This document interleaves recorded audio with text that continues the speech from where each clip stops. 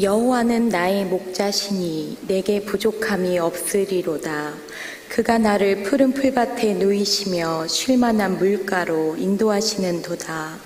내 영혼을 소생시키시고 자기 이름을 위하여 의의 길로 인도하시는도다.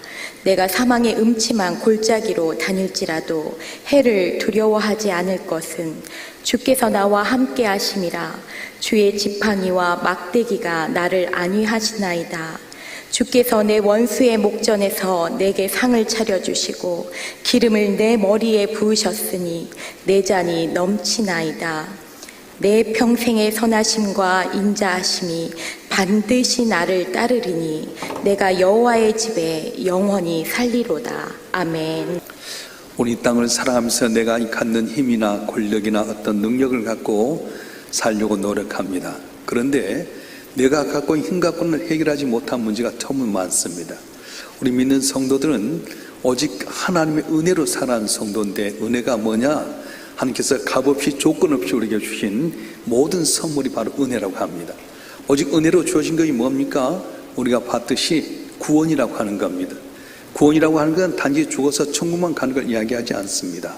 이 땅에서 해결하지 못한 문제를 다 해결하는 게 바로 구원인데, 오직 주의 은혜로만이 풀지 못했던 문제 풀려지게 되고요, 이 땅에 살다 죽어지면 이걸로 끝나는 것이 아니라 영원한 천국을 주께서 예비하셔서 우리가 주의 은혜 가운데서 또 상급을 받고 복을 받게 만드신다고 하셨습니다. 특별히 우리가 주의 은혜 가운데 가면 어떤 일이 일어납니까? 주의 도움이 임한다는 거예요. 세상의 도움은 잠깐 보다가 사라집니다. 도우려고 도울 수 없는 것이 세상인데, 우리 하나님은 그 도움이 영영토록 무궁하시고요, 그 하나님의 도움이 있으면 불가능한 것도 가능케 하신다고 말씀하셨어요. 특별히 인간의 방법으로, 인간의 의학으로 해결하지 못한 놀라운 치유의 역사가 어디서 있느냐? 은혜로 말미암아 된다는 겁니다. 예수님께서 이 땅에 오셔서 세 가지 사역을 하셨는데, 가르치시고 천국 복음을 전하시고 병자를 고치셨습니다. 그런데 많은 부분이 병자를 고친 걸 이야기하셨어요. 육적인 질병뿐만 아니라 영적인 질병, 정신병 모든 것을 주의 은혜 가운데서 고침받게 하신다고 말씀하셨어요. 자, 그러면 주님께서 은혜로 말미암아 구원해 주시고 도와주시고 치유해 주신데 이걸로 끝나느냐? 그렇지 않습니다. 우리 인생은 하나님의 인도하심이 있다고 하는 거예요. 우리가 살아가면서 중요한 것은 방향성의 문제입니다. 순간의 선택이 10년을 좌우한다고 했는데 어느 방향으로 가냐에 따라서 내 인생이 달라지게 되는데, 우리 주님께서는 순간순간마다 우리의 갈 길을 밝히 보신다는 거예요. 내가 길을 선택한 것에 따라서 성공과 실패가 있게 되고요, 풍요로움과 빈곤의 열매를 맺게 됩니다. 우리 인간은 내일도 장래를 알지 못합니다. 10년을 알지 못합니다. 성공의 길인 줄 알고 갔더니 그게 바로 실패의 낭떠러지의 절망의 길일 수 있고요, 풍요로움이 줄 줄 알고 투자했더니 사기당해서 하루아침에 빈곤의 자리에 앉기도 하게 됩니다. 생명의 길인 줄 알았더니 그것이 죽음의 길이었어요. 하나님 잘 믿었던 여호사밧이라고 하는 왕이 있었어요. 남쪽에 유다라고 하는 나라를 다스리고 있었는데, 북쪽에 아합이라고 하는 왕이 있었어요. 항시 남쪽과 북쪽이 전쟁을 하다 보니까 어떻게 하면 우리가 평화롭게 살 수 있을까? 그래, 정략 결혼하면 살 수 있겠다. 그래서 북쪽 아합 왕의 딸 아달랴를 자기 며느리로 맞이했습니다. 그래서 조금은 좀 평화로웠어요. 근데 문제는 뭐냐면, 우상을 섬기고 하나님을 등겼던 이 아달랴라고 하는 이 며느리가 결국은 모든 자기의 이 여호사밧 왕의 시족을 말릴 수밖에 없는 그렇게 처참한 길로 가고 말았어요. 나중에 가까스로 요아스라고 하는 이 손자를 살려서 살게 되지만은, 내가 볼 땐 정치적으로 정략적으로 손잡으면 낫겠다고 했지만 이것이 멸망의 길이었어요. 여러분도 그렇지 않습니까? 이 사람 손 잡으면 살 줄 알았는데요, 이 사람 손 잡았다면 멸망당하잖아요. 지금 매스컴에 나온 이야기들이 다 그렇습니다. 사는 길인 줄 알았더니 죽음의 길이었어요. 성공의 길인 줄 알았더니 실패의 길일 때가 많습니다. 우리는 앞길을 알지 못합니다. 앞길을 알고 있는 누군가가 가르쳐 줘야 될 텐데, 분초장 힐만한 물가로 인도해 줘야 될 텐데 자기 악감도 하지 못한 것이 바로 우리 인간이라고 하는 것입니다. 어떻게 해야 됩니까? 생명이요 길이요 진리신 주님을 믿고 살아가게 되면 주님께서 우리를 좋은 길로 인도하신다고 성경 말씀하고 있는 겁니다. 그래서 성경은 하나님께 당신의 백성들이 인도하는 걸 보여준데 아브라함을 인도해 주셨어요. 우상의 도시 갈대아 우리에서 적과 그런 약속의 땅 가나안 땅 인도해 주십니다. 이삭도 마찬가지였습니다. 가뭄돼서 모두가 다 애굽 땅을 향해 나가려고 하는데 너는 여기 머물러라. 내가 널 인도하리라. 내가 명령하고 살아라. 그래서 하나님의 인도하심 따라서 그걸 살았더니 가뭄되었던 땅에서 그해 100배 계시면 역사가 있었어요. 야곱도 마찬가지입니다. 주의 인도하심이 있습니다. 파단 아람에서 에삼촌이 싹스를 바뀌는 과정 속에서 은혜로 말미암아서 부자가 돼서 돌아오는데 형 에서가 야복강 간나에서 자기를 이렇게 기다린다는 것 때문에 너무 낙심하고 절망하고 그래서 하나님을 의지하는 가운데 결국 너는 야곱의 이스라엘에서 넘어섰어요.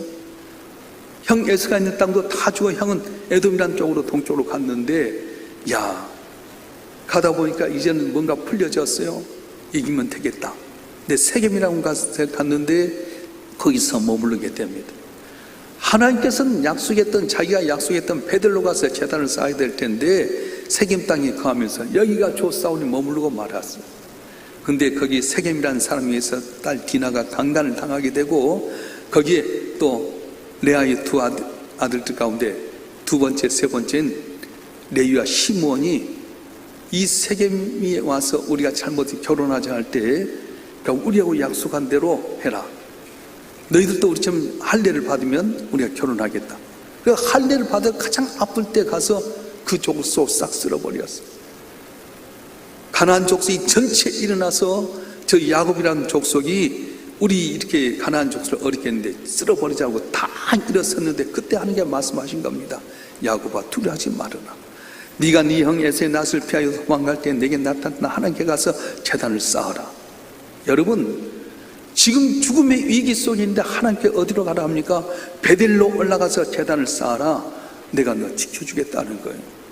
인간의 생각은 도저히 길이 아닌 것 같았지만 베델로 올라가서 우상을 섬기던 것 다 버리라. 의복을 갈아입고 마음을 정결케 해서 제단을 쌓았더니 잘 죽으려 했던 가나안 족속이 참 두려워서 잠잠해서 그걸 벗어나는 귀한 은혜가 있었습니다. 모세를 인도해 주셨습니다. 출애굽할 수 있게끔 인도하셨습니다. 이스라엘 백성들이 광야 40년 동안 하나님께 낮에는 구름 기둥 밤에 불기둥 인도하셨고 만나 매출로 도와주셔서 40년 광야 가운데 부족함이 없는 삶을 살았습니다. 이렇게 하나님은 항상 당신의 택한 백성들을 항상 졸로 인도하신 하나님이시라고 하는 겁니다. 자, 시편 23편 1절과 2절 오늘 읽었던 말씀 한번 읽어보겠습니다. 시편 23편 1절과 2절 말씀 시작.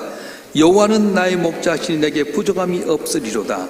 그가 나를 푸른 풀밭에 누이시며 쉴만한 물가로 인도하신도다. 아멘. 우리가 세상을 살아갈 때 얼마나 많은 어려움과 생명의 이감을 당한 경우가 있습니까? 그때마다 하나님께는 당신의 택한 백성들을 생명의 길로 인도하셨다고 말씀하셨어요. 하나님의 인도하심은 불가능을 가능케 만드십니다. 홍해바다 앞에서 그들을 홍해로 인도하셨어요. 왜 홍해로 인도하셨냐? 뒤에는 애굽의 기병이 쫓아오고 앞에는 홍해바다 가로막혀 이제 죽는 줄 알았는데 그 길로 인도하신 뜻이 있었어. 모세야, 염려하고 두려운 백성들 앞에서 네가 지팡이를 홍해를 향해 내밀어라. 홍해를 향해서 지팡이를 내밀었더니 동풍을 통해서 홍해가 쫙 갈라지게 만드시고요. 그 두려움 속에 있는 이스라엘 백성 홍해를 마른 땅같이 건너게 됐는데 건너고 난 다음에 하나님께 불빛을 거치셨더니 애굽의 바로부터 시작해서 기병들이 왔다가 이스라엘 백성들 앞에서 그냥 물이 덮쳐서 죽는 장면을 보게 만드셨어요. 그렇습니다. 왜 홍해로 인도하셨는지 알지 못했지만 거기는 하나님의 귀한 뜻이 있었다고 하는 겁니다. 다니엘이 사자굴에 들어가게 하신 것, 왜 내가 하나님 잘 믿는데도 불구하고 그렇게 사자굴에 들어가게 하십니까? 근데 아니었어요. 사자굴에서 하나님께서 다니엘을 살려주시고 잘 쉬고 질투했던 사람들을 한순간 그 가족까지 사자의 밥이 되게 하신 하나님이셨어요. 여러분, 오늘 여러분 삶 가운데 고난이 있습니까? 주님께서 택하신 백성들은 푸른 초장 쉴만한 물가를 인도하신다고 했는데 홍해바다 앞에 살려주셨던 하나님, 사자굴에서 살려주시고 우리의 대적을 물리쳤던 하나님께서 여러분 삶 가운데 있는 역사를 주실 줄로 믿습니다. 다윗이라도 사망이 음침한 골짜기에 다니게 만드셨어요. 왜 그렇게 했을까? 연단의 가정을 갖게 만드십니다. 서울 명숙의 김삼만 목사님도 지금 새벽 집회를 하는데 이번 집회 내용을 보니까 출애굽에서 광야라고 하는 과정을 거쳐서 약속의 땅을 가는데 이 과정이 바꿔지면 안 된다는 거예요. 구원을 받았지만은 연단을 받아야 돼. 광야로는 반드시 거쳐서 연단을 과정 속에서 약속의 땅 가나안 땅을 가게 되는 거지, 연단을 안 받고 가나안 땅을 얻게 되면 쉽게 무너지게 된다는 거예요. 자, 여러분 한 분 한 분이 지금 고난의 길이 있습니까? 낙심하지 마세요.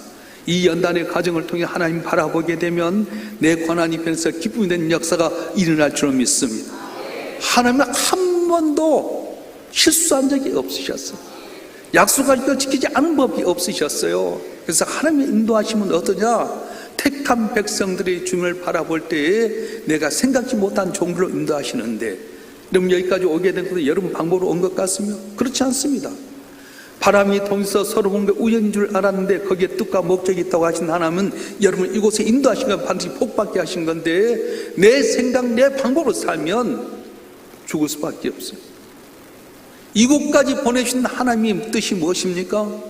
너희가 믿음 안에서 하나님 바라보고 살면 너희도 불가능을 가능케 하신 하나님의 기적을 체험할 거라고 말씀하셨는데, 주님 십자가 바라보고 주님 의지해야 될 사람들이 또 사람 보고 세상 보고 내 인간의 방법이 안 된다고 생각해서 나가면 멸망당할 수밖에 없다는 거예요.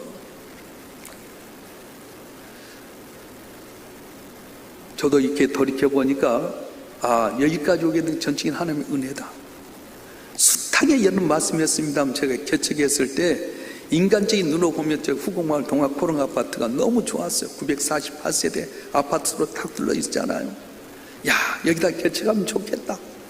그래서 일산명길이라고 하는 그 팻말을 걸고 상가가 들어오기 전에 그 아파트 상가 2층에다 프리미엄 줘가지고 거기서 개척을 했어요. 개척하려고 매번 월요일만 와서 거기서 기도하고, 그런데 어느 날 누구야? 그래서 경비가 와서 이건 교회를 줄 수 없다는 거예요. 무슨 말이냐고. 다 아파트에 상가들이 교회가 오는데 안 된다고. 그때 당시 통합건설에서 분당에다 아파트를 해갖고 했는데, 분당의 아파트에 상가에 들어왔던 교회가 크게 십자가를 네온사인으로 해놨어요. 밤이면 이 네온사인 때문에 잠을 자지 못하는, 이 네온 십자가 때문에 못하는 이 분당의 사람들이 그 목사님에게 좀 저녁에 불 좀 꺼달라고 했는데, 그 목사님도 고집 대단하셔. 캄캄한 밤에 불이 보여야지 사람들이 십자가 있는 거 보고 교회 오는 거지 못 끈다. 그러니까 이분들이 어디로 갔냐? 동학건설에 가가지고 회장 자폭해라, 회장 죽어라. 그러니 동학건설에 비상이 걸렸어요. 일산 땅에 있는 우리 동학건설에서 했던 아파트는 분양할 때에 상가에 교회 못 들어오게 해라. 아파트 다 들어온 다음에 교회가 들어오게 해라. 여러분 교회가 들어갈 때 먼저 딱 선점해놓고 들어가지 아파트에 와서 교회 오지 않겠어요? 이야, 동학건설 갖고 담당 차장도 만나는데 안 되는 거예요. 먼저 미술학원이나 해가지고 있다가 나중에 다 들어오고 분양받으면 그때 교회 하라는 거예요. 이야, 미치고 팔짝 뛸 일이잖아요. 하나님 꿈을 갖고 일산 땅에 와서 개척한 이게 무엇입니까? 그때 김사모 목사 5천만 원을 도와주셔가지고 개척을 해서 4,550만 원의 돈이 묶여져 있는데 오도 가도 못하는 그런 상황이 있었어요. 근데 이게 개척하려다 보니까 돈 때문에 싸울 수밖에 없는 상황인데, 돈이냐 목회냐 고민한 가운데 내 마음속에 돈보다 목회를 선택하게 됐어요. 그래서 이 부동산 했던 분에게 계속해서 돈 달라고 내용 증명서 보내고요, 명석교회 우리 이쪽에 있는 구역장 데리고 왔는데 구역장이 얼마나 싼가. 그냥 칼칼하게 대드니까 그분이 막 쩔쩔 매는 거예요.